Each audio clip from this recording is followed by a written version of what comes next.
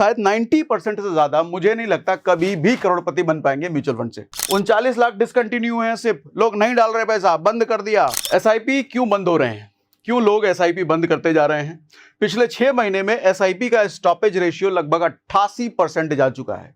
ये मैं नहीं कह रहा, ये रिपोर्ट कह रही है। अभी सारी चीजें दिखाने वाला हूं रिपोर्ट में क्या क्या है।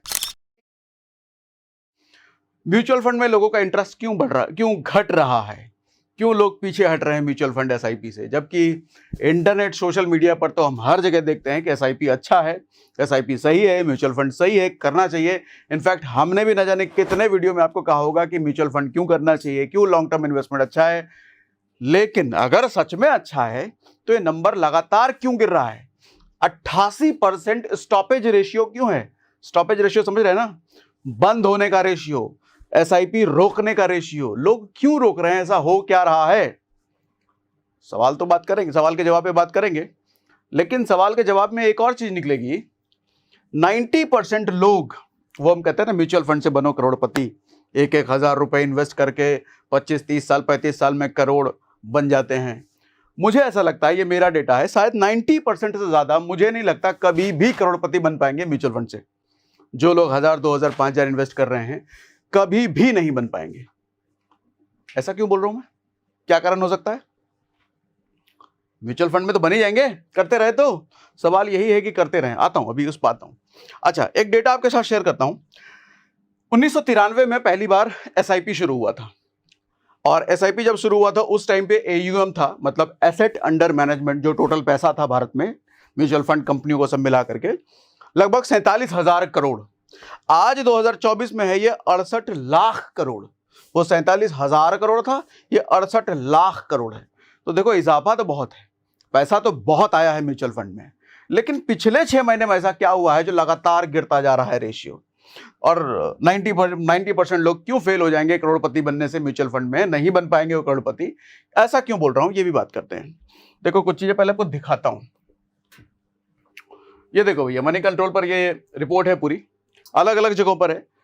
एसआईपी स्टॉपेज रेशियो लगातार चौथे महीने बढ़ा।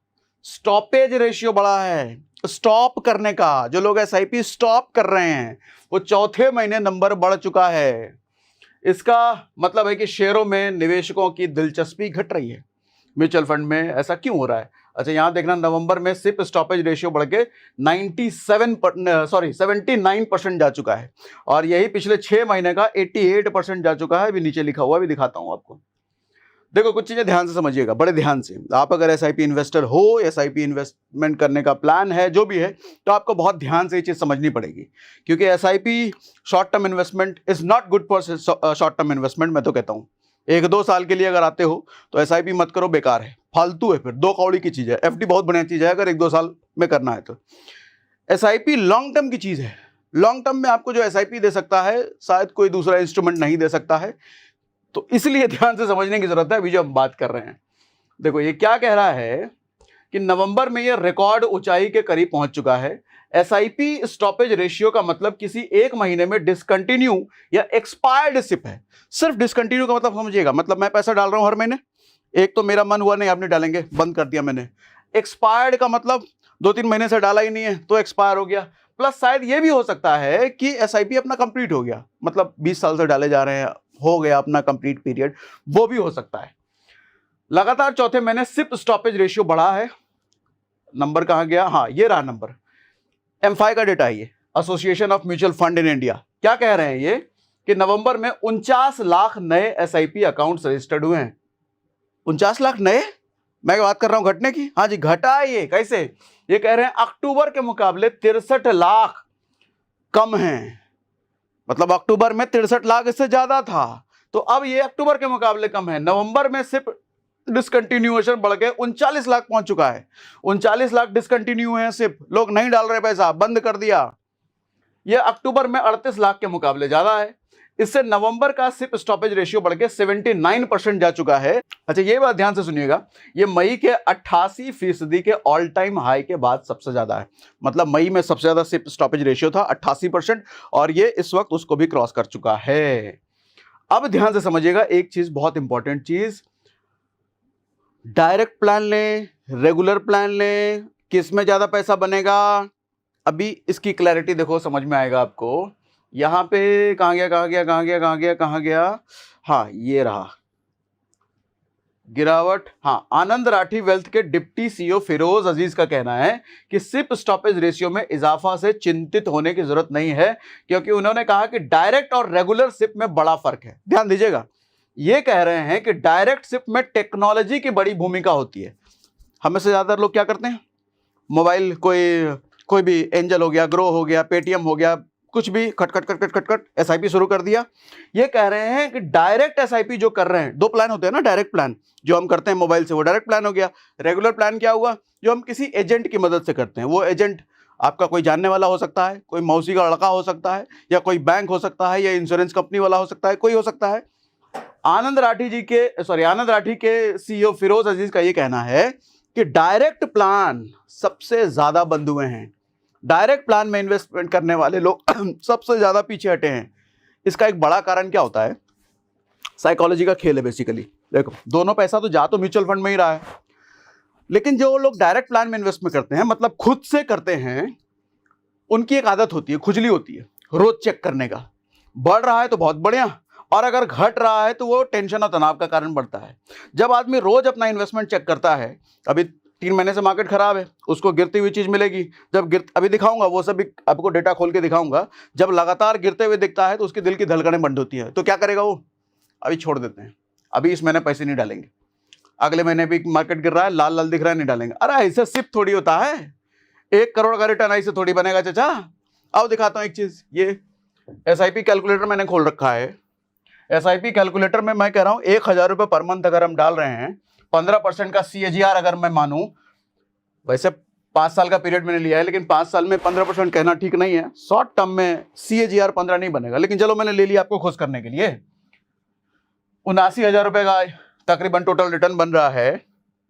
आप इसमें ये चीज ध्यान देना, ये ब्लू वाला आपका इन्वेस्टमेंट पार्ट है, ये येलो वाला आपका रिटर्न पार्ट है। ज्यादा क्या है, आपको रिटर्न ज्यादा मिला है या आपका इन्वेस्टमेंट ज्यादा है? चाचा आपका इन्वेस्टमेंट ज्यादा है, रिटर्न तो आपको कम मिला है। लेकिन यही चीज अगर समय अवधि बढ़ा करके इसको कर दो आप 30 साल कर दो, पासा ही पलट गया पूरा। ये ब्लू वाला जो आपका इन्वेस्टमेंट पार्ट है, ये दिख ही नहीं रहा है, ये इतना छोटा रह गया। रिटर्न पार्ट देखो कितना है, मतलब जो मार्केट ने आपको कमा के दिया, ये इतना बड़ा नंबर, इतना बड़ा रिटर्न लेने के लिए सबसे ज्यादा जरूरी क्या है? ये जरूरी है इतने साल तक लगातार टिके रहना। ये नहीं कि आज मन हुआ तो इस महीने कर देते हैं, मार्केट खराब है 2 महीने रुक गए, तीसरे महीने, कभी इसका फायदा नहीं ले पाओगे, कभी नहीं। और इसीलिए मैंने शुरुआत में इधर लिख के कहा था कि 90% लोग एसआईपी से कभी करोड़पति नहीं बन सकते, कभी भी नहीं। क्योंकि 90% लोग मोबाइल से जो पुट पुट पुट पुट करके करते हैं ना, मार्केट खराब है छोड़ दिया, मार्केट बढ़ रहा है, अरे पैसा बन रहा है डाल दो और डाल, कभी नहीं बन सकते। 90, फिर से बोल रहा हूं, 90% लोग म्यूचुअल फंड में इन्वेस्ट करके कभी भी करोड़पति नहीं बन पाएंगे। और ये डेटा आज का नहीं है, मतलब ये डेटा मैंने नहीं बनाया, कहीं से मिला नहीं है, लेकिन ये मुझे लग रहा है हमेशा ही रहेगा। क्योंकि आदमी की साइकोलॉजी ऐसी होती है ना, घट रहा है तो डर गया, बढ़ रहा है तो लालच आ रहा है। आदमी क्या करता है, भागते घोड़े की पूंछ पकड़ने की कोशिश करता है। अच्छा क्या करोगे, जब घोड़ा भाग रहा है और आपकी उसकी पूंछ पकड़ने की कोशिश करोगे, क्या होगा? बैठ जाओगे पकड़ के, मुंह के बल गिरोगे, क्योंकि पहले ही भाग रहा है। वो घोड़े पे बैठने का सही समय तब होता है जब वो रुका हुआ है।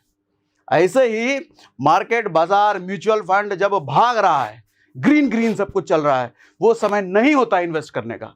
वो समय इन्वेस्ट करोगे तो भैया वो पहले ही ऊपर जा चुका है, वो उसकी पूंछ पकड़ करके मुंह के बल गिरोगे। इन्वेस्ट करने का सही समय तब होता है जैसे अभी चल रहा है, मार्केट स्टेबल नहीं है, गिर रहा है, नेगेटिव लाल, ये समय होता है इन्वेस्ट करने का। वॉरेन बफेट कहते हैं ना, जब सब लोग लालची बन रहे हैं तो आप इन्वेस्टर बन जाओ, ऐसे कुछ है ना, व्हेन एवरीवन बिकम्स ग्रीडी, ऐसे कुछ कहावत है, मैं तो भूल भी गया।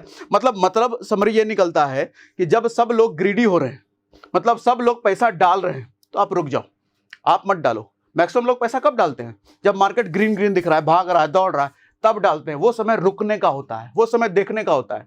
लेकिन जब सब लोग डरे हुए हैं, पैसा निकाल रहे हैं, अभी जैसे सिप स्टॉपेज रेशियो 88%, तो मतलब डरे हुए हैं, ये समय होता है पैसा डालने का, ये समय है इन्वेस्टर का।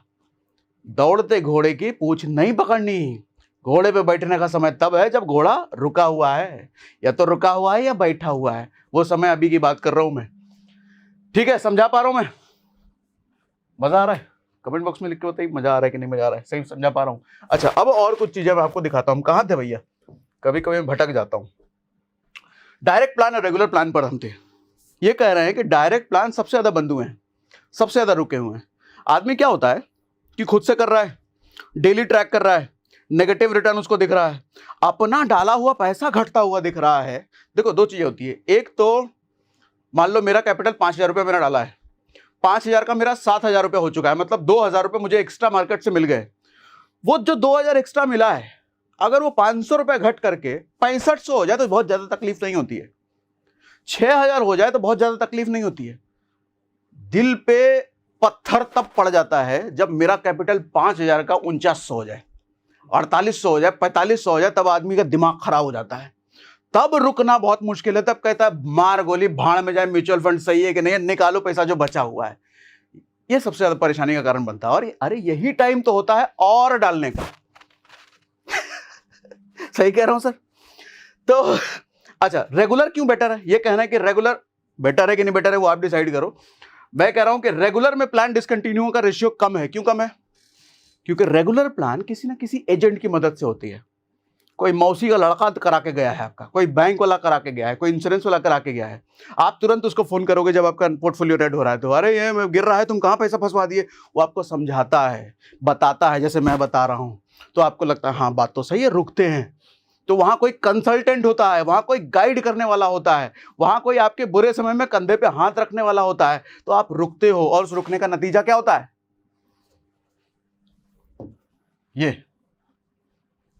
ये जो बड़ा रिटर्न आपको एंजॉय करना है मार्केट का, रुकने का नतीजा ये होता है। डायरेक्ट प्लान में ऐसा कोई रोकने वाला तो है नहीं ना। अपने छुपा छुपा करके पुट पुट करके हम इन्वेस्ट कर दिए, कौन रोकने आएगा भैया? किसको पता तुमने कितना डाला है? थोड़ा सा एक्सपेंस रेशियो बचाने के चक्कर में हम डायरेक्ट प्लान में चले जाते हैं, लेकिन वो एक्सपेंस रेशियो तो आपने बचा लिया, लेकिन ये बड़का रिटर्न कभी नहीं मिलेगा आपको, क्योंकि कोई समझाने वाला नहीं है। देखो, हम ह्यूमंस हैं, इंसान हैं।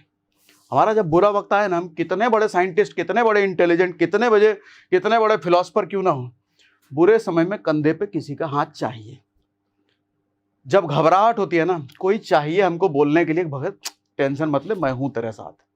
ये रेगुलर प्लान में आपको जो कंसल्टेंट मिलता है ना, ये वो काम करता है, जिसकी वजह से ये मिल पाता है। नहीं तो वही होता है जो मैंने दिखाया, आपका इन्वेस्टमेंट ज्यादा रहेगा, रिटर्न कम रहेगा। ठीक है, और कुछ चीजें दिखाता हूं। ज्ञानबाजी बहुत हो गई, भाषण बहुत दे दिया मैंने। चार्ट देखो भैया ध्यान से, ये भी आपको काम करेगा। अच्छा, पहले ये म्यूचुअल फंड वाला लिस्ट दिखा देता हूं। यहां पे मैंने क्या करा, टॉप के म्यूचुअल फंड बस गूगल में मैंने रैंडम सर्च किया, मेरा कोई रिकमेंडेशन वगैरह नहीं है, तो मनी कंट्रोल ने कुछ लिस्ट दे दी है। यहां पे एक चीज देखना, 3 महीने का return negative negative negative negative negative. अब ये नेगेटिव देख करके आदमी रुकेगा कि भागेगा? भागेगा। वही हो रहा है अभी। अच्छा, 1 साल का देखो, कहां गया 1 साल का? ये 47%, 33%, 39%, 58%, 39 रिटर्न रिटर्न। लेकिन 1 साल रुको तो सही, 3 महीने में तो नेगेटिव दिखेगा आपको, लेकिन भैया ये 40, 39, 50 ये कब मिलेगा? फिर वहीं आ गया मैं, ये मलाई खाने का मौका कब मिलेगा? जब रुकेंगे। रुकबे नहीं करोगे तो कहां से मिलेगा चाचा? ठीक है, अब ये कुछ चार्ट दिखाता हूं आपको, ध्यान से देखिएगा, समझिएगा इसको। हुआ क्या है, ये दिखा रहे हैं 24-25 का डेटा, कितने नंबर ऑफ, ये लाख में है ना, SIP contribution in crore, sorry crore में है ये। 24-25 का डेटा, 23-24 का डेटा, 23, 22, 20, 21। मैं 24-25 का डेटा दे रहा हूं, मतलब जो रनिंग ईयर है उसका। नवंबर में जो है 25,320 करोड़ रुपए इन्वेस्टमेंट एयूएम आया है। अक्टूबर देखना, एक महीने पहले 25,323। सर अक्टूबर में 25,323 था, नवंबर में 25,320 हो गया, मतलब एयूएम भी घटा है, रुपए में भी घटा है। यहां जो ये मैं डेटा आपको दिखा रहा था, कहां गया? ये सिप स्टॉपेज रेशियो है, कितने लोगों का सिप रुक रहा है। ये पैसे में नंबर नहीं बता रहा, पैसे में नंबर यहां पे हम देख रहे हैं, कहां गया? यहां तो पैसे में भी नंबर घट रहा है, मतलब बहुत भारी भरकम असर है भैया। आप इसी तरीके से ये नंबर देखोगे 24,509, 25,000, कभी बढ़ा है कभी घटा है। हालांकि सिप स्टॉपेज रेशियो, किसी का सिप ज्यादा बड़ा नंबर का होगा, कोई 1 लाख का कर रहा होगा, कोई 1,000 का कर रहा होगा, तो इन्होंने तो सिप स्टॉपेज रेशियो गिन लिया, लेकिन AUM भी कम हो रहा है, रुपए में भी कम हो रहा है, तो ये बड़ी चिंता की बात है भैया। सच में बड़ा नंबर ये हो रहा है। हालांकि अब एक आपको हिम्मत देने वाली बात कर देता हूं, ये लोग जो भाग रहे हैं, कुछ लोग भाग रहे हैं, कुछ लोग स्टॉप कर रहे हैं, हम क्या कर रहे हैं, हम क्या करें। देखो चाचा, कौन सा डेटा है ये, 2016-17 का, 2016-17 नवंबर, 3,000 करोड़, लगभग 4,000 करोड़ इसको मान लो, 4,000 करोड़ AUM, मतलब 4,000 करोड़ रुपया इन म्यूचुअल फंड इंडस्ट्री में आया, अलग अलग कंपनियों में। आज के समय 25,000 करोड़ है। कितने गुना हो गया 2016 से लेकर 2024 तक? 8 साल में, 8 साल में ये नंबर कितना गुना हो गया? 3,000 का 25,000 गुना, कितने गुना हो गया सर? 8 गुना, लगभग 8 गुना पैसा। तो म्यूचुअल फंड इंडस्ट्री में पैसा तो आया है, लेकिन फिर भी मैं कह रहा हूं, फिर से रिपीट करता हूं, 90% लोग करोड़पति कभी नहीं बन सकते। क्यों?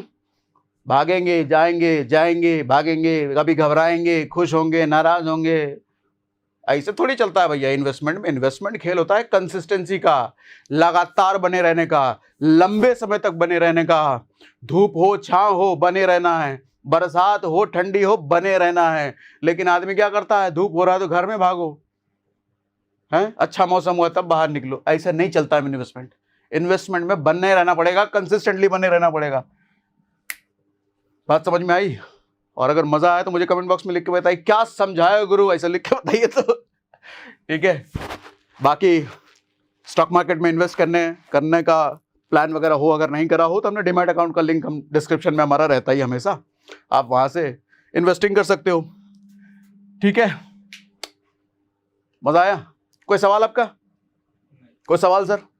पक्का सारे धो डाले, समझा डाले मस्त। म्यूचुअल फंड सही है, आप बताना सही है कि नहीं सही है। ठीक है, चलो भैया आज के लिए इतना, ज्ञान समाप्त।